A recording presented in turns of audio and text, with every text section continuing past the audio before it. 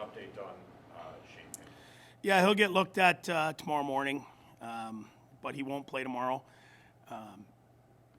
We don't think it's anything serious, but we're going to make sure tomorrow, and we're certainly not going to put him in a situation where he could hurt himself any further. But Parker Kelly will draw in, Nick Paul will play center.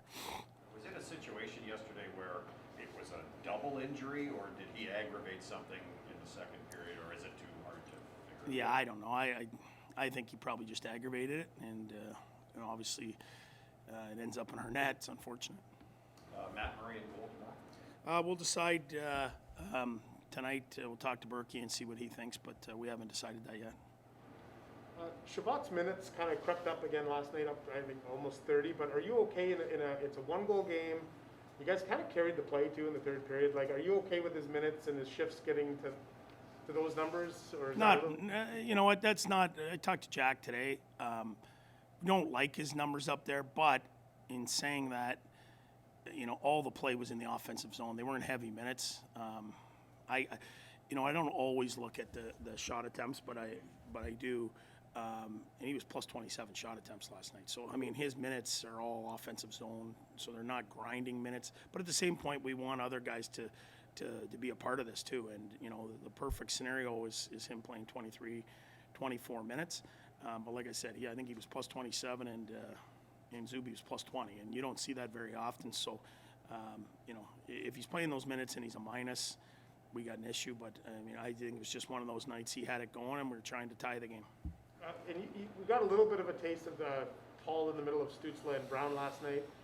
Little sample size, but what if that's what you do tomorrow? What can they do for you?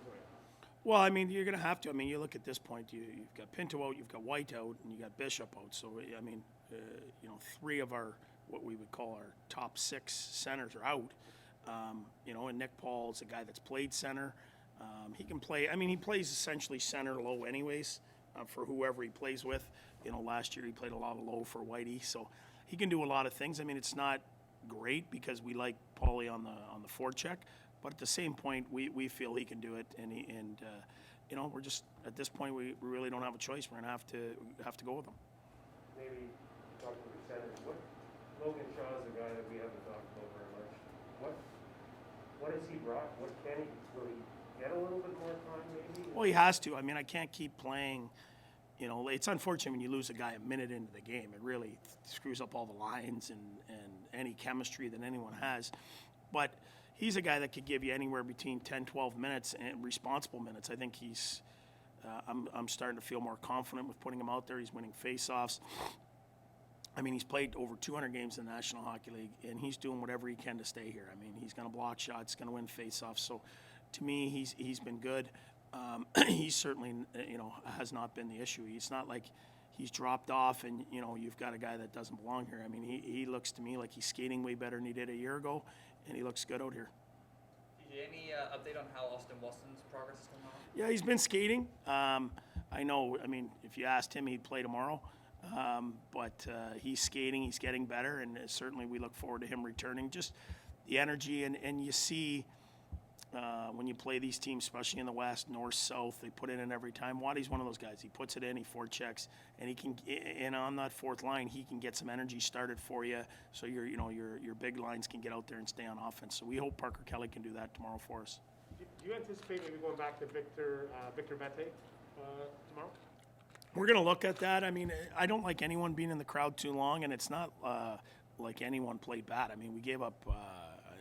Was 24 shots or whatever it was. We didn't give up a ton of chances. I think the biggest chances we gave up were on our power play. Them going the other way, but 5-on-5, we didn't give up very much other than the injury to Pinto. So it's hard to pinpoint a guy that deserves to come out. A lot of nights you're going to win that game last night. And with the amount of chances, zone time, are significantly better than we've had in even at the end of last year. Just pucks were going in the net. Right now they're not.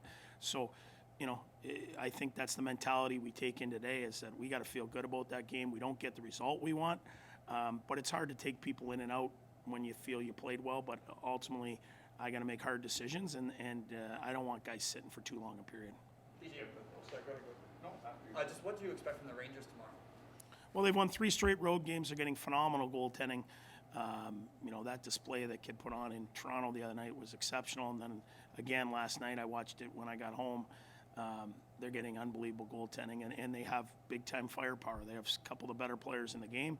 Zibanejad and Panarin up front can really score. They got Fox on the back end. You know, so they're a team that's pushing right now. They're obviously feeling good about themselves, but we'll be ready for them when that puck drops at 1 o'clock here tomorrow. No. You know what, I looked at it. It's a heavy play, but I just think he shot it and he was a little bit off balance. It's hard to say. I didn't think that was anything intentional. I just thought the guy was playing hard. Yeah, I'd say that's probably fair. We'll reassess and probably give you something, you know, Sunday or Monday. We'll have more results as to what his situation is. Last night, when Stützle was figuring the dam's going to break, and do you need to talk to him and say, look, just relax, they're going to come, they can keep playing, or do you let him go? Well, you got to let him go. I mean, I don't know how everyone else is, but I know when someone tells you to relax, it's like throwing gas on the fire, right? So, you know what?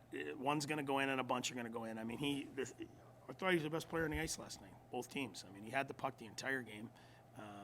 You know, he's just snake bitten right now, and he just needs one break, an empty netter. I remember I was a healthy scratch most nights, but I was in Colorado one year, and Milan Hajduk hadn't scored in forever. Same thing. And he gets an empty netter.